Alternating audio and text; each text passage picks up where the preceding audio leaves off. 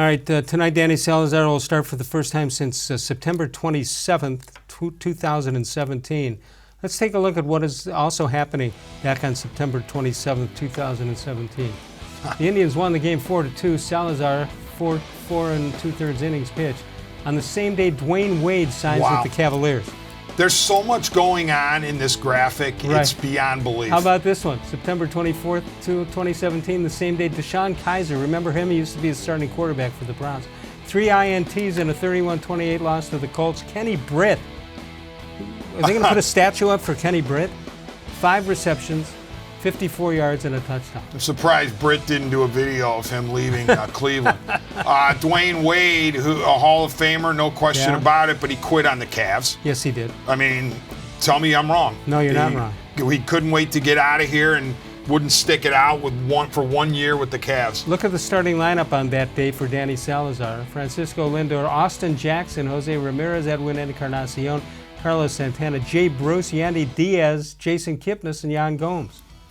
It shows you half the starting lineup turned over in a year and a half or so. Yeah, and Les, getting back to the current lineup and what the Indians did, I think I said on this show last week that I didn't believe Bauer would be traded because I didn't think there were enough suitors, and of those who were available, they had to have a lot of cash. They had to be in contention. How about that they didn't trade him to the Yankees or the Astros? Yeah, I think what happened was the Indians made up their mind that, A, they're going to try to win this year. They're not going to punt. In other words, if they're trading Bauer, they're not just getting back, 5 superstar AA prospects. Right. They actually wanted major league talent coming back.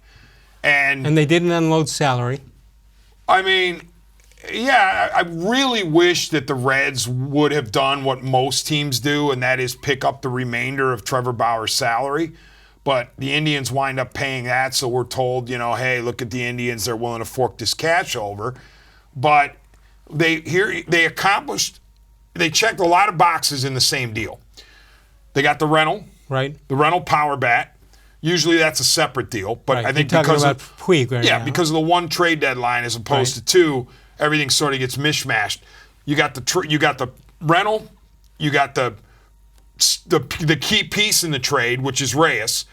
You're essentially trading Bauer for Reyes and hoping for a couple of prospects.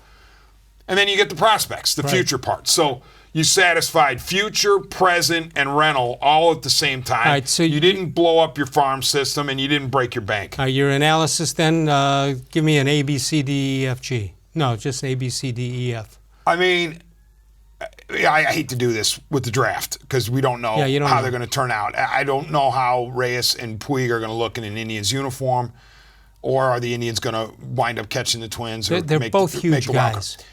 But as of now, if I had to put a grade on it, it would certainly be no worse than a B+, because they accomplished a lot. They gave themselves a chance. They added 49 home runs to their major league roster overnight. And the whole lineup is different because of this. Well, it certainly feels different. And I get, all weeping aside, I recognize that Trevor-Bauer is a very good pitcher when he's on, okay? And I'm not holding it against him necessarily that this year was not one of his best years. And, of course, he comes in with his presser in the media room saying that he had torn ligaments and his ankle, how did they heal? Back spasm. How do they heal?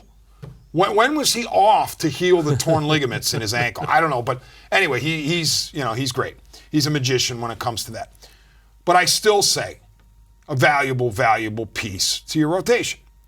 That said, I'm not saying you replace them, but at least you have some depth in that rotation, and you can try to cobble things together. And, Les, you didn't lose what could be the high end of your short season playoff rotation, meaning you still have Clevenger, you still have Bieber, you still have Kluber, Plesac, we hope, and perhaps Plesac. You still have frontline type starters even without Bauer.